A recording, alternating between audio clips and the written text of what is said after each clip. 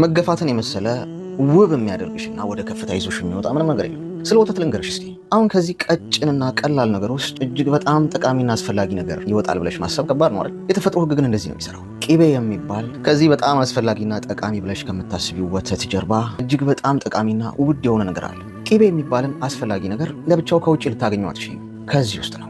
ቂቤ ማግኘት ከፈለግሽ ወተቱን የግድ ልትንጪው ያስፈልጋል። ወተቱን በገፋሽው በናጥሽ ቁጥር ከውስጡ እጅግ በጣም ጠቃሚና አስፈላጊ ነገር መውጣት ይጀምራል። ለዛ ነው ማደግ፣ መለወጥ፣ እጅግ ውድ መሆን ስትፈልጊ ፈጣሪሽ የሚንጡሽን ሰዎች የሚልክልሽ። በገፉሽ ቁጥር ውስጥሽ ያለው እጅግ በጣም ውብና ውድ ነገር መውጣት ይጀምራል። ቂቤሽ እንዲወጣ ትፈልጊያለሽ፣ ግን መናጥ አትፈልጊ፣ መገፋት አትፈልጊም። ሁሉም ነገር ልፋት ይጠይቃል። እዚህ ምድር ላይ ካልተገፋሽ ወደ ከፍታ ልትወጪ አትችይም በጭራሽ። ወተት በጣም ጠቃሚ ነው። ቂቤ ደግሞ እጅግ በጣም ጠቃሚ ነው። ቂቤውን የምታገኘው ወተቱን ባወዛወዝሽው፣ በገፋሽው፣ በናጥሽው ቁጥር ነው። ፈጣሪሽም የሚገፉሽን ሰዎች ዝም የሚላቸው ስለሚጠቅሙሽ ነው።